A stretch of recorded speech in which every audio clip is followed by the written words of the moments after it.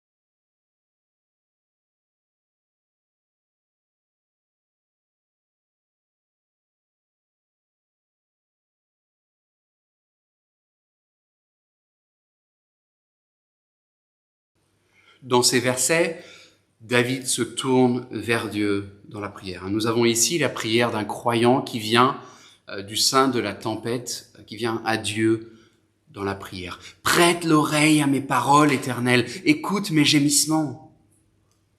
Sois attentif à mes cris, mon roi et mon Dieu. C'est à toi que j'adresse ma prière. Éternel, le matin, tu entends ma voix. Le matin, je me tourne vers toi et j'attends. Donc David se tourne à Dieu dans la prière. Dans ces versets, clairement, David passe par la persécution. Il y a, au verset 5, il est question de la méchanceté et du mal. Il y a les vantards, au verset 6, l'injustice. Verset 7, il y a les menteurs, les assassins, les trompeurs. Verset 9, il y a les adversaires. Il y a ce constat du verset 10, il n'y a pas de sincérité dans leur bouche, ils ne pensent qu'à détruire, leur gosier est une tombe ouverte, leur langue prononce des paroles flatteuses. Il y a les coupables au verset 11, la révolte également dans ce verset 11. Donc un contexte d'oppression, de persécution. Mais malgré cela, il y a de l'assurance dans ce passage. Au verset 4, « Tu entends ma voix ». Tu entends ma voix. Verset 8, il y a la grande bonté. Il y a la justice au verset 9.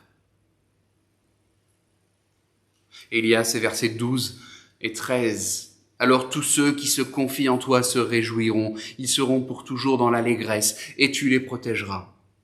Tu seras un sujet de joie pour ceux qui aiment ton nom, car tu bénis le juste Éternel. Tu l'entoures de ta grâce comme d'un bouclier. Donc l'assurance n'est pas absente de ce passage, au contraire même. David est au sein de la tempête. Il se trouve dans un contexte particulièrement hostile où ses ennemis cherchent à provoquer sa chute. Du contexte, nous n'avons pas les détails précis, mais cela importe peu. Des ennemis se sont toujours opposés à David. Face à la moquerie, au rejet, à la violence, à la persécution, comment David réagit-il? Face à la moquerie, au rejet, la violence et la persécution, comment devons-nous réagir? 4 questions que nous poserons à ce psaume. Tout d'abord, face à la persécution, que fait David? Face à la persécution, que fait David? Je vous invite à relire les versets 2 à 4. Prête l'oreille à mes paroles, Éternel. Écoute mes gémissements.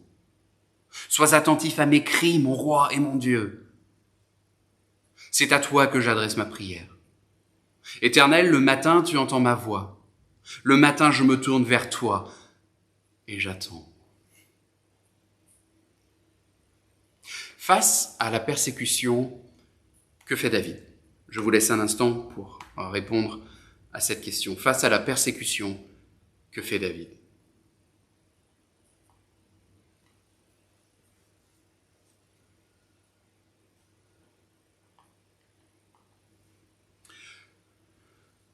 Que fait David? Il prie. Il prie, il se tourne vers son Dieu. Évidemment, me direz-vous peut-être. Il est vrai que sur le papier, c'est simple, n'est-ce pas? Lorsque nous sommes attaqués, lorsque nous sommes persécutés, alors nous nous tournons vers Dieu. Mais dans la pratique, n'est-ce pas bien moins évident à faire? Très souvent, face à la persécution, nous ressemblons à cela, n'est-ce pas? Quand le chrétien est moqué, raillé, insulté, dans ces moments-là, la pression se fait particulièrement ressentir, n'est-ce pas? Face à la persécution, nous nous retrouvons parfois comme une cocotte minute, sous pression. La pression de vouloir réagir, cette pression de devoir faire quelque chose. Cette pression de répondre au mal par le mal, par exemple. Ou la pression de chercher à faire arrêter ce qui cause le sujet de la moquerie. Il nous faut réagir parce que nous sommes sous pression. C'est insupportable. Il nous faut faire quelque chose. Sous pression. Dans la persécution, celle-ci prend facilement toute la place, n'est-ce pas? Elle est tellement présente qu'il est presque impossible de penser à autre chose que cette dernière. On se lève, on pense à elle. On prend le métro avec son attestation de déplacement, on y pense. On se couche avec cette situation à l'esprit. Nous n'arrivons pas à dormir parce qu'elle prend toute notre attention. Mais de manière surprenante, ce n'est pas le cas pour David. Ou du moins, il essaye de faire en sorte que ce ne soit plus le cas. C'est à toi que j'adresse ma prière. Éternel, le matin, tu entends ma voix. Le matin, je me tourne vers toi et j'attends. David se tourne vers Dieu. Sur le papier, c'est simple. Mais en réalité, combien de soucis portons-nous à longueur de journée en oubliant de les déposer au pied de la croix? Combien de fardeaux? David se tourne vers Dieu. Il se tourne vers son Dieu. La souffrance peut prendre beaucoup de notre attention. Mais la réalité ultime, c'est Dieu. La souffrance va prendre beaucoup de place dans notre quotidien, elle peut prendre toute notre attention, mais elle ne devrait pas prendre la place de Dieu. Dieu est Dieu, seul Dieu est Dieu. Les menaces que l'on me fait, que sont-elles en comparaison avec Dieu, le seul vrai Dieu? Les mensonges, que sont-ils face au Dieu de la vérité? Qu'est-ce que la souffrance passagère face à l'éternité de Dieu? La réalité ultime, c'est Dieu. La réalité ultime, c'est Dieu. Alors ne me faites pas dire ce que le psaume ne dit pas. David ne prétendra jamais ignorer la difficulté des épreuves. Jamais il ne cherchera à les minimaliser. Et nous avons déjà relevé cela au cours de l'étude des 4 premiers psaumes. Mais ce qu'il fait dans ce psaume est remarquable. Au cœur de la tempête, il vient à la source de la vie, Dieu. Il vient à Dieu. Tout pâlit face à l'éclat de Dieu. C'est vers toi que je me tourne. David cherche à avoir un juste regard sur l'épreuve et un juste regard sur son Dieu. Et la manière dont il parle à Dieu révèle bien cela. Prête l'oreille à mes paroles éternelles. Écoute mes gémissements. Sois attentif à mes cris, mon roi et mon Dieu. C'est à toi que j'adresse ma prière. Éternel, le matin tu entends ma voix, le matin je me tourne vers toi et j'attends. Tu es l'Éternel. Oui, Dieu existe, il est le Créateur, il est éternel. Il est celui qui soutient tout l'univers. Que nous croyons en Dieu ou non, que nous le reconnaissions ou non, il existe. Et son existence ne dépend de personne d'autre. La vérité ultime, c'est Dieu. C'est Dieu. Toutes ces vagues qui nous submergent parfois ne sont que passagères comparées au Dieu de l'éternité. Et puisqu'il se sent faillir sous le poids des flots de la vie, David vient au pied de celui qui est tout. Prête l'oreille à mes paroles, Éternel. Tu es l'Éternel, sois attentif à mes cris, mon roi et mon Dieu. C'est à toi que j'ai prêté allégeance. David lève les yeux, il voit son Dieu et il le perçoit comme ce qu'il est, éternel, un roi, son Dieu. C'est à toi que j'adresse ma prière. David a prêté allégeance à Dieu. David se souvient de son Dieu. Dieu est éternel. Il est roi. Et c'est précisément Dieu que les ennemis de David oublient. C'est Dieu que nos contemporains oublient. Si le monde est tel qu'il est aujourd'hui, c'est parce qu'il oublie Dieu. Si le monde déteste l'Église aujourd'hui, c'est parce que l'Église n'oublie pas Dieu et qu'elle cherche à rappeler Dieu à ses contemporains. Le monde ne reconnaît pas d'allégeance à Dieu. Or, nous l'annonçons comme étant roi sur nos vies, plus largement, roi sur toute sa création. Si nous aimons Dieu, le monde, lui, le déteste et finira par nous détester, nous aussi, nous qui aimons Dieu. Et c'est pour cela que ce psaume est là. C'est pour nous apprendre à prier dans ces situations-là. Entends mes paroles, écoute mes gémissements, sois attentif à mes cris. Certaines prières sont parfois formulées par de longues paroles, de longues phrases, parfois simplement par des mots, parfois par des cris et des larmes, parfois simplement par des gémissements, la situation étant tellement compliquée que nous ne savons même pas ce qu'il convient de dire, si ce n'est ce soupir. Mais chose merveilleuse, ce faible soupir, Dieu l'entend. Dieu l'entend. Ô Éternel, je suis là devant toi, je viens à toi le matin, et tu entends ma voix, ma plainte ou mes gémissements. C'est vers toi que je me tourne avant d'aller dans ce monde qui cherche à m'attirer loin de toi. Je ne veux pas me tourner vers les idoles, mais je m'attends à toi, je cherche ta face, je te prie. Je cherche ta face.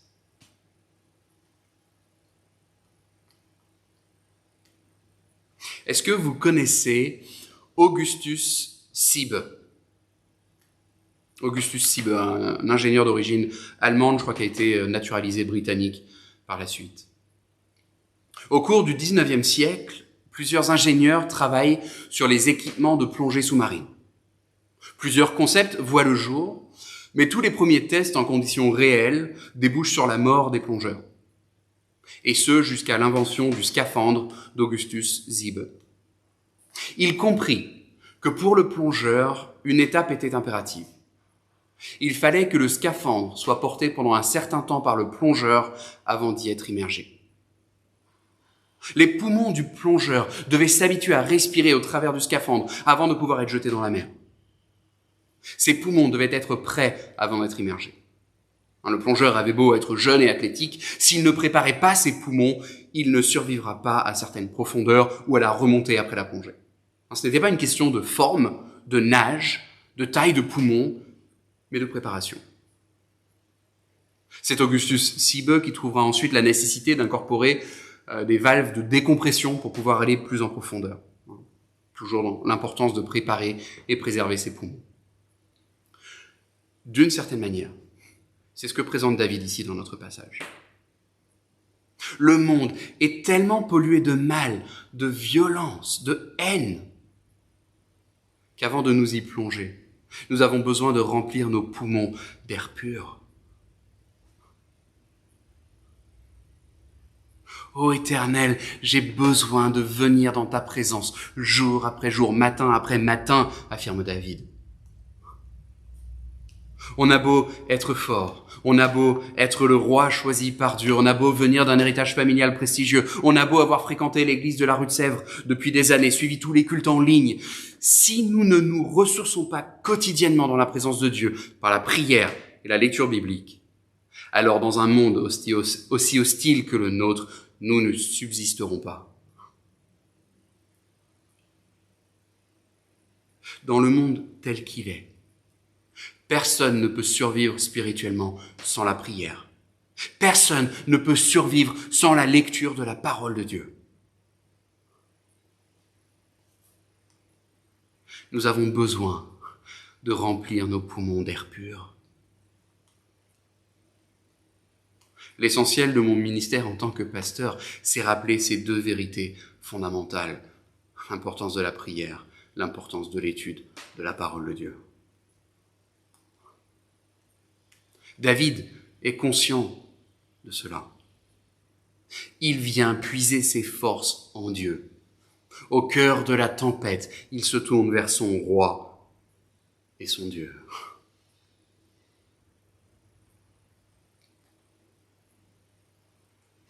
Relisons les versets 5 à 7. car tu n'es pas un Dieu qui prenne plaisir à la méchanceté. Le mal n'a pas sa place auprès de toi. Les vantards ne peuvent résister devant ton regard. Tu détestes tous ceux qui commettent l'injustice. Tu fais disparaître les menteurs. L'Éternel a horreur des assassins et des trompeurs. Par ses prières, que comprend David? Que comprend David? Je vous laisse un instant pour réfléchir à cette question. Vous pouvez mettre cette vidéo sur pause. Que comprend David dans sa prière?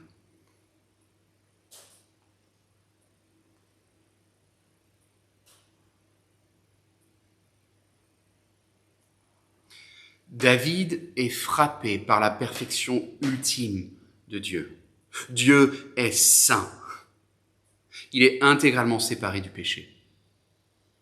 La prière de David l'amène à reconnaître la sainteté de Dieu, l'amène à reconnaître sa perfection inaltérable, sa justice parfaite. Il n'y a en Dieu pas l'ombre d'un péché.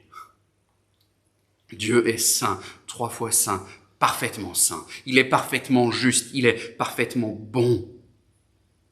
Il n'y a rien de plus contraire à Dieu que l'injustice, la méchanceté, l'orgueil, le mensonge ou le meurtre. Les bienfaits de comprendre la sainteté de Dieu au cœur de l'épreuve. Comprendre la sainteté de Dieu au cœur de l'épreuve. À plusieurs reprises dans la Bible, nous trouvons ces deux choses liées. Si vous prenez 1 Pierre chapitre 3, dans les versets 13 à 17 par exemple, l'apôtre Pierre invite le chrétien passant par la persécution à considérer la sainteté de Jésus-Christ. Pierre part d'une citation d'Ésaïe 8 sur la sainteté de Dieu qu'il applique au Seigneur Jésus-Christ. Oui, Dieu est distinct de tout ce qu'il a créé. Il est autre, en dehors, transcendant. Il est non souillé, non contaminé, séparé de tout vice, de tout mal, de tout péché. Il n'y en a pas d'autre que lui. Il est à part. Jésus de même est saint. Il n'a pas d'égal. Personne ne lui arrive à la cheville. Il est séparé de tout mal, de tout péché, de toute injustice. Oui, Dieu est saint. Quelle vérité grandiose! Dieu est saint. Et puisque Dieu est saint, alors il déteste l'injustice. Dieu ne prend nullement plaisir à la méchanceté. Dans la présence de Dieu, il n'y a pas de place pour le mal. Parce qu'il est saint, Dieu se soucie de ce qui se vit dans le monde. Il n'est pas indifférent au péché. Dieu a le péché en horreur. Dieu est saint. Et il restera parfaitement saint aujourd'hui et demain. Il est saint. Nous vivons dans un monde où tout est relativisé.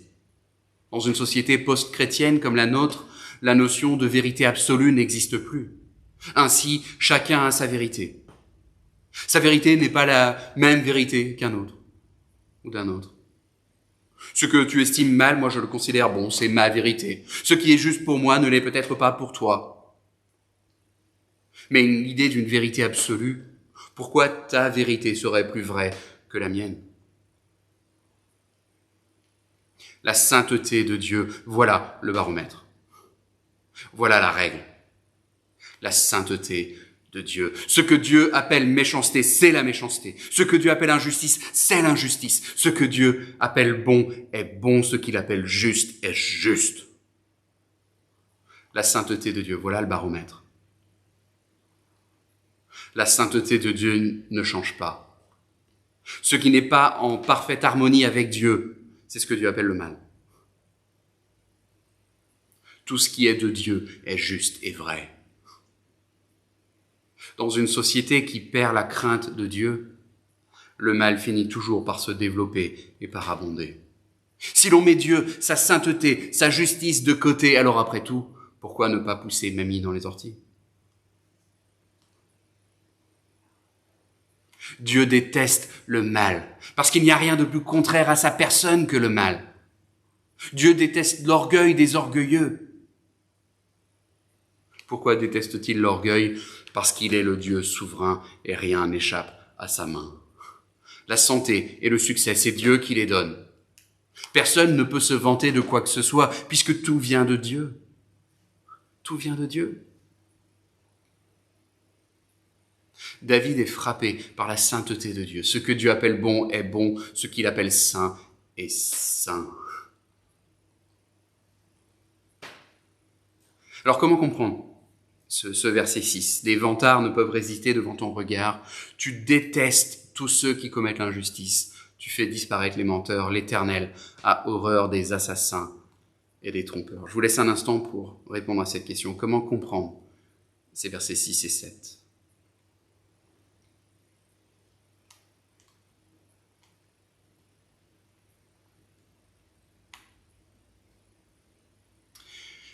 Il est impossible de dissocier le pécheur du péché. Si on prend un meurtrier, par exemple, on ne peut condamner le meurtre sans condamner le meurtrier. On ne peut pas dissocier les deux. On ne peut pas dire d'un côté, il y a le gentil bonhomme et de l'autre, il y a son péché horrible. On ne peut pas condamner le meurtre sans condamner le meurtrier. Et c'est un rappel et un avertissement pour David. Face à la persécution, nous l'avons dit, la pression est grande. Mais comprenons que si nous abandonnons la foi et nous nous conformons au siècle présent, alors nous serons sous la colère de Dieu. Quelle alternative à Dieu ? Loin de Dieu, il n'y a que la méchanceté, l'injustice, l'infamie, le mal. Il n'y a rien à envier à ceux qui ne marchent pas selon la volonté de Dieu. Parce que loin de Dieu, il n'y a rien d'autre que la colère de Dieu. À la compréhension de cette vérité, la tentation de vouloir abandonner Dieu ne semblera plus si intéressante que cela, n'est-ce pas ? Face à la persécution, David prie. Il voit la perfection inaltérable de Dieu. Et comment réagit-il face à cette perfection inaltérable de Dieu ? Je vous invite à relire le verset 8. Mais moi, par ta grande bonté, je vais à ta maison. Je me prosterne dans ton saint temple avec la crainte qui t'est due. Comment réagit David face à la sainteté de Dieu ? Je vous laisse un instant pour répondre à cette question.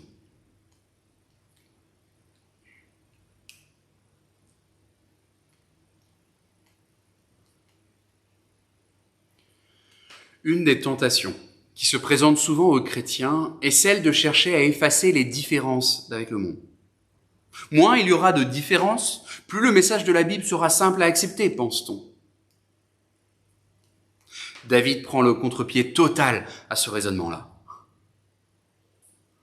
Il fait le contraire. Je rendrai la différence plus évidente encore. Je vais te louer dans ton temple. Je viendrai te louer en public avec ceux qui, comme moi, te louent et t'adorent. Il cherche à m'éloigner de Dieu. Je vais au contraire venir te louer aux yeux de tous. Plus mes ennemis cherchent à m'éloigner de toi, plus je souhaite venir à toi. Je veux vivre autrement. Je fais ce choix d'être à toi. Certains seront attirés par la perfection de Dieu. D'autres l'auront en horreur. David est attiré plus près de Dieu.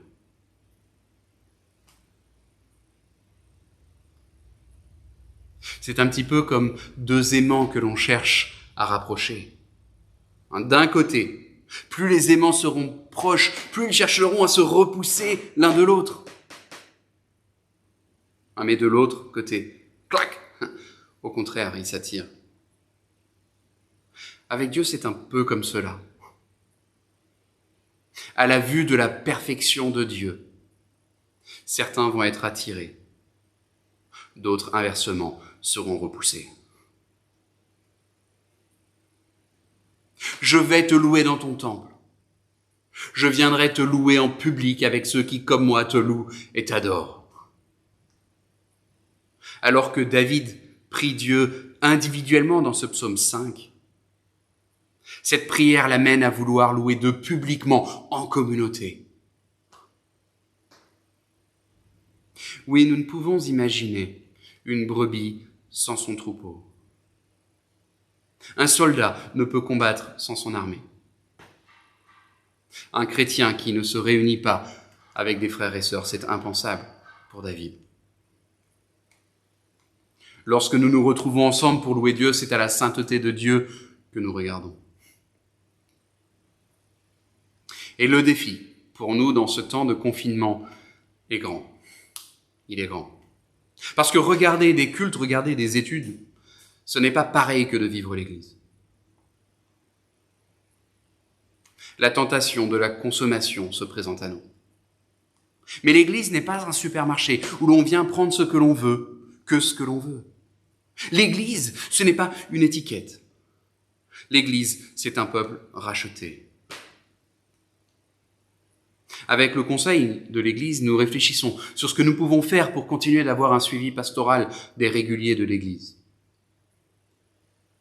Mais je prie que chacun d'entre nous comprenne le rôle qui est nôtre en tant que chrétien. Parce que Dieu est saint, alors la superficialité n'a pas sa place dans l'Église. Dans nos louanges, dans notre amour fraternel, nous ne pouvons être légers. Dans notre écoute de la parole, nous ne pouvons être frivoles. Parce que Dieu est saint. Parce que Dieu est saint, dans nos relations fraternelles, nous ne pouvons être superficiels. Et cela ne veut pas dire que tout doit être austère, triste, sans joie, au contraire même. Mais ce doit être pris sérieusement. On ne prend pas Dieu à la légère. Je prie que chacun d'entre nous comprenne le rôle qui est nôtre en tant que chrétien. Et je prie que nous comprenions que, comme David, nous venons à Dieu par sa grande bonté. Que nous venons à Dieu par sa grande bonté. Nous venons à Dieu, verset 8, par sa grande bonté, fondés, enracinés, en comptant sur sa grande bonté. Nous admirons la sainteté de Dieu et nous venons à lui, car sa bonté nous y invite. Nous sommes attirés par la sainteté de Dieu. Mais comment un pécheur comme nous, comment des pécheurs comme nous peuvent-ils venir dans cette sainteté? Parce que sa grâce nous y invite. Sa grâce nous y invite. Où cette grâce a été manifestée en Jésus-Christ. C'est Jésus que David attendait. David avait compris que c'est la bonté et la seule bonté de Dieu qui lui permettrait de venir dans la présence de son Dieu. C'est cette grande bonté qui permettra à David de ne pas être considéré comme un méchant menteur, assassin, mais de venir dans la sainteté par sa grande bonté. David attendait Jésus-Christ, il l'espérait. Nous l'avons vu. Nous l'avons vu. Oui, à la croix de Christ, le pécheur est déclaré juste par grâce. La colère du Père contre le péché est retombée sur Jésus-Christ. Si nous venons au Père aujourd'hui, c'est fondé, enraciné sur sa grande bonté.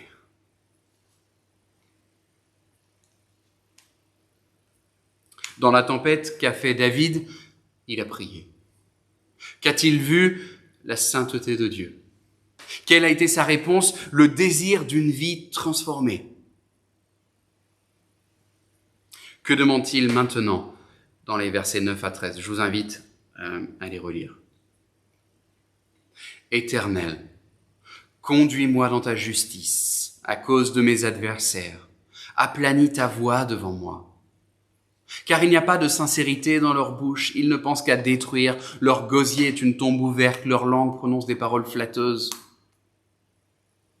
Traite-les comme des coupables odieux, que leurs projets provoquent leur chute.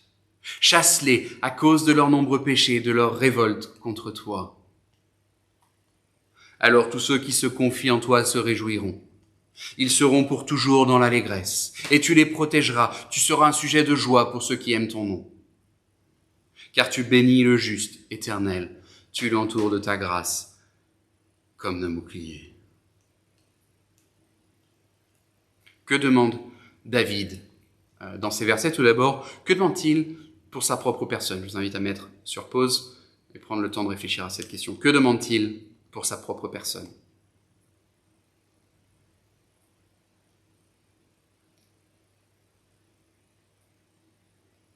Éternel, conduis-moi dans ta justice.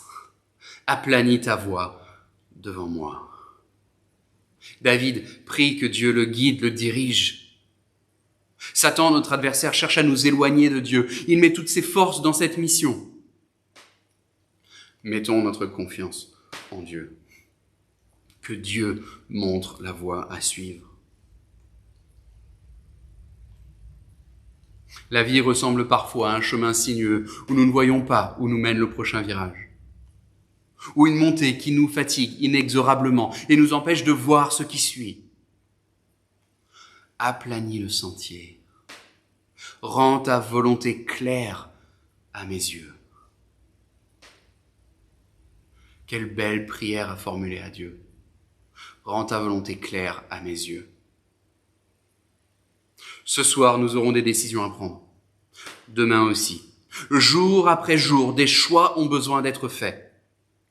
Certains choix seront évidents, d'autres nettement moins. D'où l'importance de venir à Dieu dans la prière. D'où l'importance de venir à Dieu dans la lecture de sa parole. Oui, Père, montre-moi, guide-moi, dirige-moi, j'ai tant besoin de toi. Aplanis le sentier. Rends ta volonté claire à mes yeux. Que demande David concernant ses ennemis? Que demande David pour ses ennemis? Je vous laisse un instant pour répondre à cette question.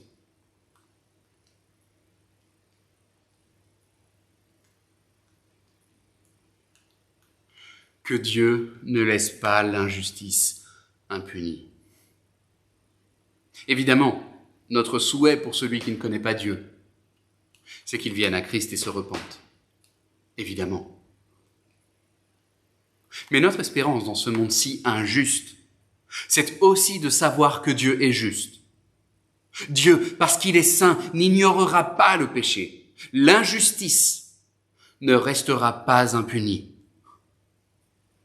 L'injustice ne sera pas impunie. Il nous faut être outrés face à la violence, face aux insultes, face au mal, parce que Dieu a ces choses en horreur.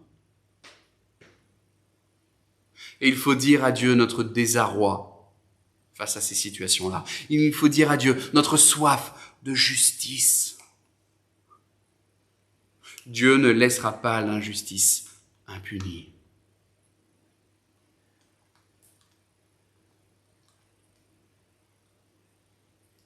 Que demande David pour ses frères et sœurs dans la foi? Je vous invite à relire les versets 12 et 13.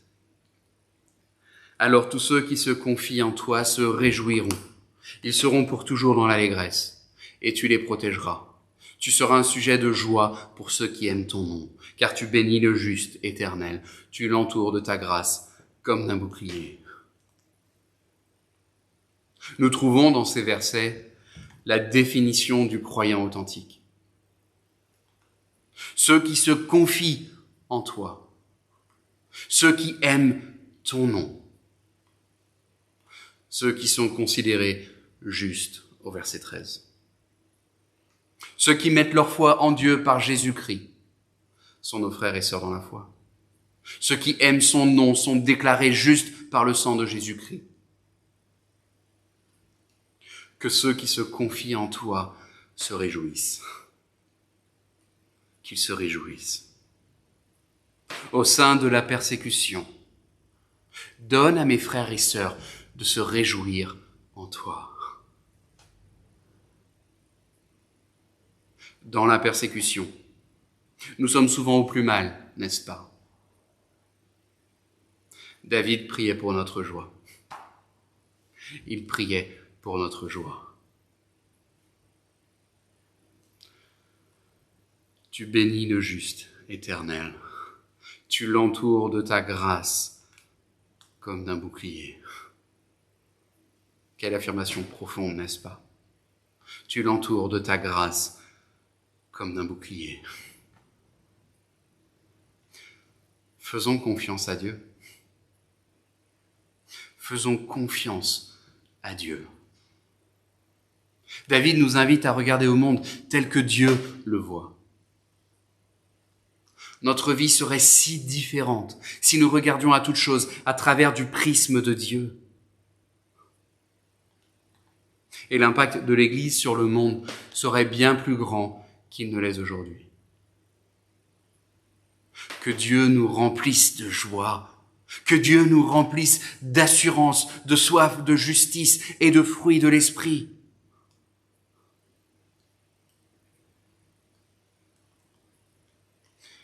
Dieu est Dieu.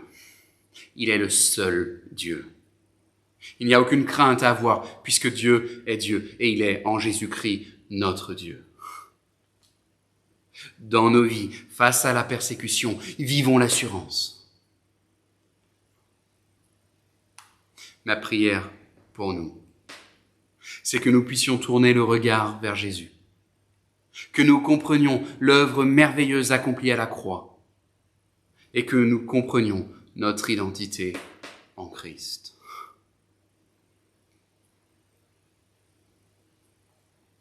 Face à la persécution, quelle réponse?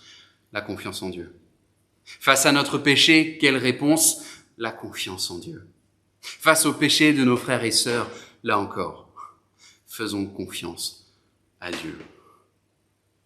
Venons à lui dans la prière, dans l'assurance qu'il entend nos prières et qu'il souhaite ce qu'il y a de meilleur pour nous. Que le Seigneur bénisse sa parole. Bonne fin de semaine à chacun.